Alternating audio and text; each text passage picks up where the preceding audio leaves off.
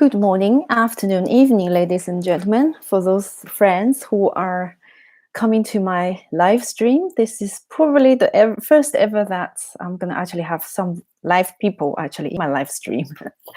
So I think I'm 4 minutes early, so I'm just going to wait a couple of minutes to see if people are going to come up and if I am able to actually see anyone on the YouTube frame, because I'm using the very basic function of YouTube.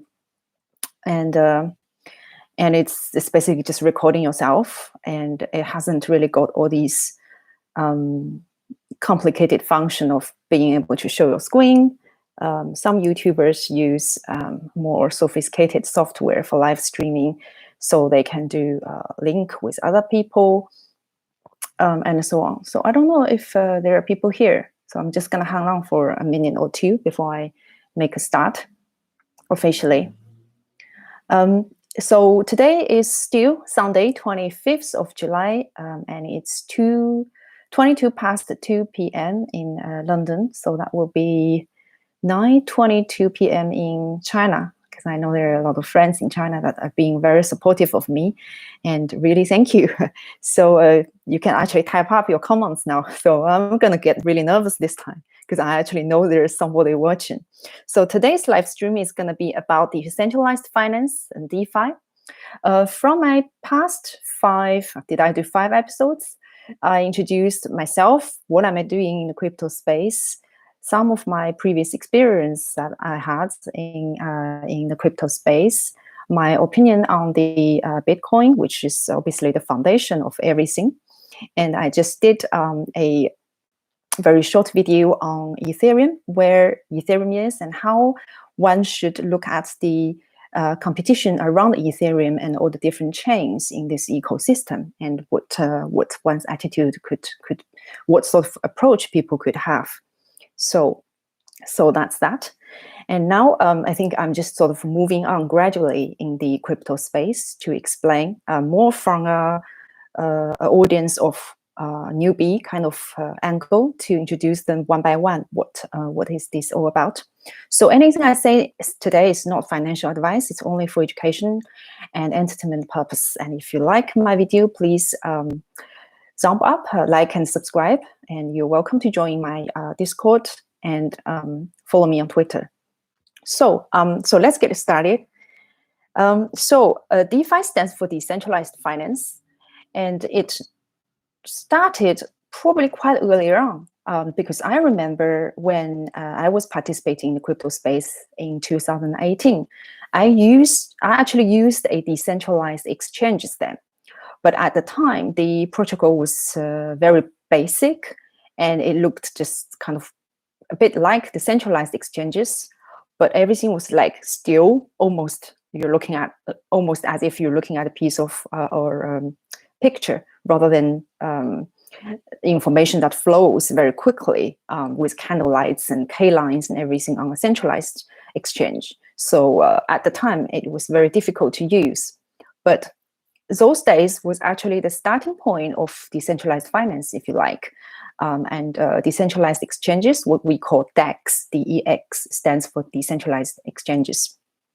But the DeFi that we talk about this year, and probably from now on onwards, is really was started earlier last year, when the DEX became a lot more mature in terms of its user interface, in terms of the mathematical calculation behind the scene, and how users can participate in different way.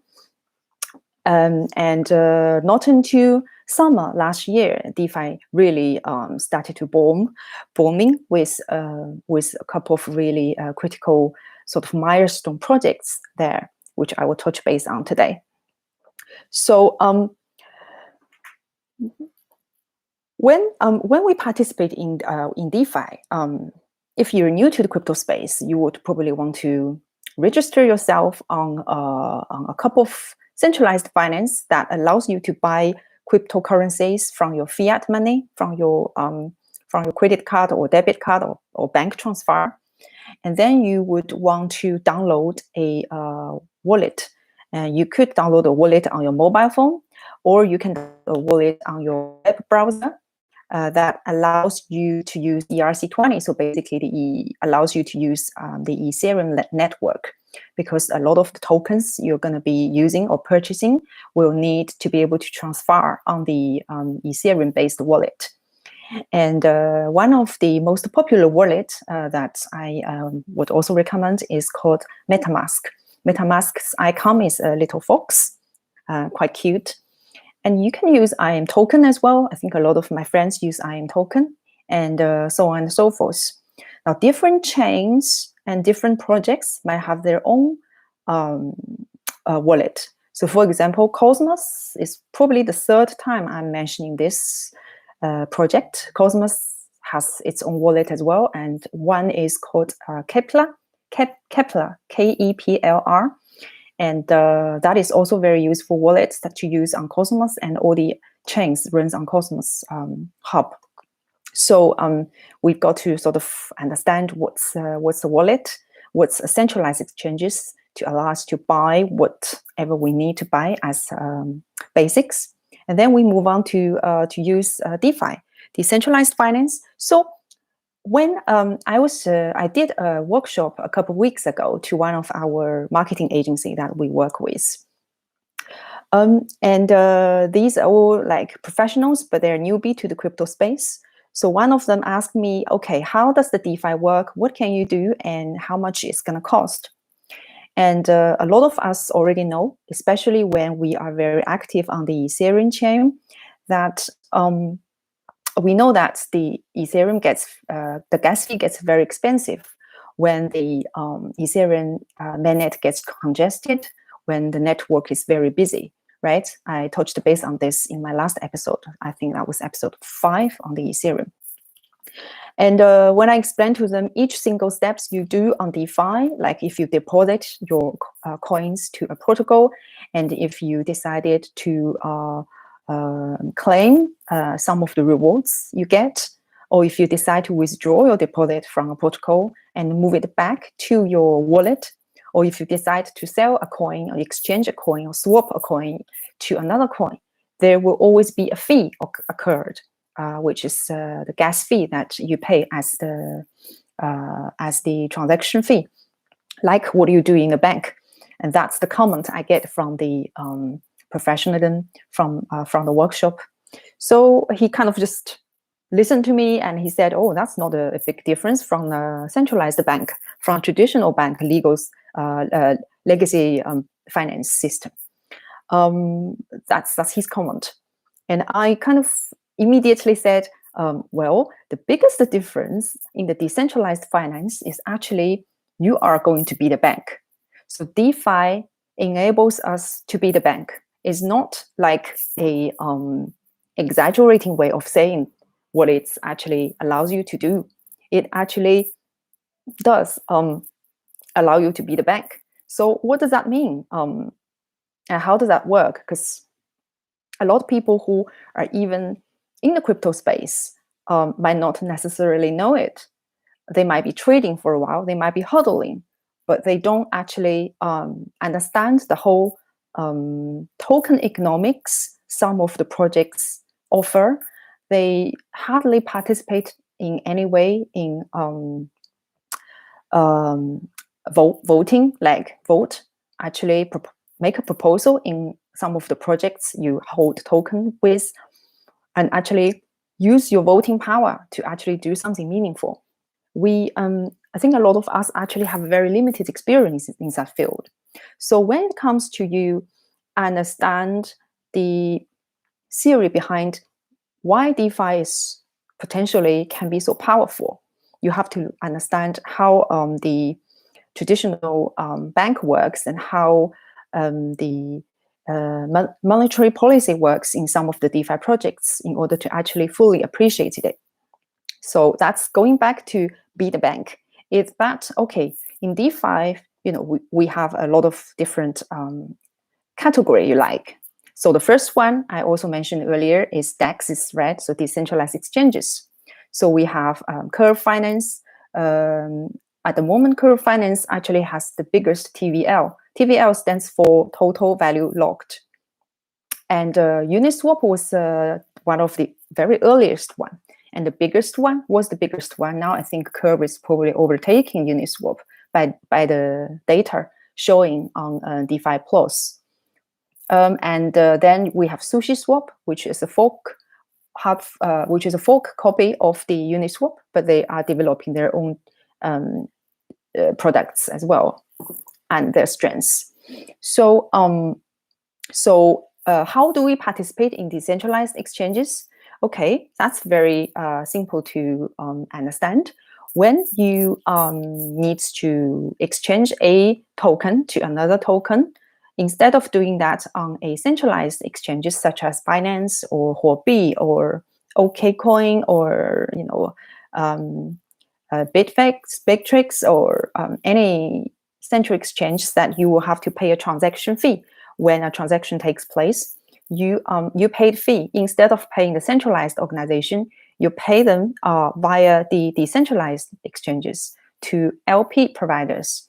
So what is LP? LP stands for liquidity providers. So in the mechanism of decentralized exchanges, it works in the way that each pair token that you need to exchange for has a pool, and people who are willing to provide liquidity into this pool then can provide a token. So for example, if I want to exchange from USDC to Ethereum, then I go to the pool that USDC-Ethereum, and then I make my transaction, and I will be paying a small amount of transaction fee. And then the fee will be shared on a proportion basis by all the LP providers from this pool. So if you are an LP provider to this pool, then you would have been providing your liquidity, which consists of the combination of this pair of token, which is USDC and Ethereum in this case. So that's how it actually allows you to be the bank. As you can see, you are taking a share of the transaction fee of what happens during this sets of transactions in this particular product, which is this pair of coins that in this pool, right? And if you just take a step back and think what you would be doing in a centralized bank, traditional bank, look at all my cards here. When you deposit your money into your debit card and you leave it in the bank on a saving account, what do the bank do?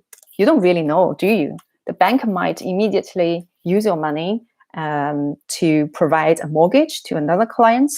The bank might go and buy bonds, invest in bonds, or the bank might go to buy T-bills or something else that would allow them to generate a bigger interest and then pay you a very small amount of that. But the banker will be taking more profits, and you don't really have control of where they spend your money that you deposit. But in the blockchain decentralized finance, the difference is you can decide where you deposit your capital, and you can decide, okay, how much interest I would like to generate from this bit of capital, and when I want to finish it, or if I want to leave it in the product I choose, that I feel would be a very good choice of mine. So that is the very big difference of using DeFi, and which is what I would like to emphasize today is DeFi enables you to be the bank, apart from everything else. So that's a very sort of first step of how to join the DeFi world. Actually, use DeFi to use decentralized exchanges or providing liquidity into pools index, right? And then there are also other choices you can do. So for example, there are some lending protocols that you could use. The biggest one is called Aave, AAVE, which is a very solid scheme. And just about 2 weeks ago, Aave announced that they are going to be open a division of called Aave Pro, PRO Pro Professional, allowing institution level of investors to come in to participate in DeFi. So that is very big thing. That is something we really should be looking forward to. So I'm just gonna check if people are okay. I hope people are watching me. I'm not sure because it's not actually showing how many people are looking at me. So back to lending protocol, there's Aave, there's Compound, there's Maker, and there are a few other protocol that you can use. And what does lending protocol mean? Okay, so I'll use myself as example. I hold some Bitcoins and some Ethereum as part of my portfolio. And I wrap them. So I have wrapped Bitcoin, I wrapped Ethereum, that I could use those on ERC20, so on the Ethereum mainnet. And then I deposit those capital on Aave, which is finance protocol. And Aave gives you a very small amount of interest if you deposit your capital on their platform. Okay, that interest is very tiny. It's only about 0.05 or something. And they give you Aave token as an incentive as well, which is nice, but very small. But what you can do then is to use the deposit you put in as a collateral to borrow other things. What do I mean other things? Other things could include stable coins. So USDC, USDT, DAI, in my case, GUSD. And these are all equivalent coins, tokens that is worth same amount of USD or going against US dollar value, right? And then you can also use your collateral to borrow other coins, whichever coins that you want to borrow. You might want to use it somewhere else to do something else. And that's obviously another story because it's down to you what you want to do. And in my case, I borrowed GUSD against my wrapped Bitcoin and my wrapped Ethereum. And I used GUSD to further purchase a token called Curve, CRV. And then I put CRV, I convert CRV into CVX CRV and put it on Convex. And Convex is also a very, very good scheme that I will talk about separately, which is cast as a assets protocol, if you like. So that's what lending protocol do for you. So you deposit your capital, you get a small interest, and then you use the capital as a collateral and you borrow money against your collateral. Same as like the property you live in, sometimes you want to refinance, right? That's the word we use in a traditional finance. So you refinance your property. Literally, usually it means you borrow more money against your property from the bank. And you have a bit more cash in your hand to spend somewhere else, like maybe buy a car or do some renovation or going on a holiday. Or in my case, I once purchased one more property somewhere up in the north in UK. So it's down to you, but don't tell the bank you're going to do it on an investment basis, because I don't think you're like supposed to spend it on investment, but they never actually come and check what you do with that small amount of money anyway. But that is literally what is refinance is in decentralized finance. So that is the other thing we can do, lending. And then I touched very lightly based on assets. And under the assets on DeFiPlus.com, you actually can see there are Convex Finance, Yon Finance, Fei Protocol, Ren VM, which is a very popular project from last year, Visper, Badger DAO, Harvard Finance, and it goes on and on. And there are so many protocols coming up every day. Since I think beginning of this year, there was X token I tried, and then there is Popsicle Finance, which I think they work very closely on the Uniswap v3 feature. And there are different protocol that works on specific schemes on the layer of the first or second layer of decentralized finance. So that is something really exciting, and there are so many of them. So as a newbie, if you're new to decentralized finance, new to the crypto space, just to sort of in a nutshell, in a summary, just as a reminder, you should be using the biggest protocol that you can, so the biggest name in each category. So if you're going to be using a decentralized exchanges, use Curve, use Uniswap or SushiSwap. And if you're going to be using a lending protocol, then definitely try RV first, and then maybe Compound. And if you're going to do other finance or refinance activity, then you might want to use Convex or Young Finance. So always start with something with big names. Use something that was there since last year or maybe beginning of this year, that has been here for at least half a year or a year, that never got hacked before, that are safe and has got the biggest TVL, total value locked. So you're safe. You know, you might not get the best interest you can, but you are going to be safe. You are not going to lose your capital. You're going to be protecting your capital. So I think that's what I would like to touch base on this episode. So it's DeFi, decentralized finance, what it is, when it started, how to actually participate in it, and what's the difference between decentralized finance compared to a traditional finance, and what does that mean as be the bank in that sense, and what is decentralized exchanges and lending protocol, that an access protocol that you can use in the decentralized finance world of blockchain and crypto space. So I hope you are enjoying this video. Thanks for watching me live, my friends. And please like and subscribe, and I will see you next time.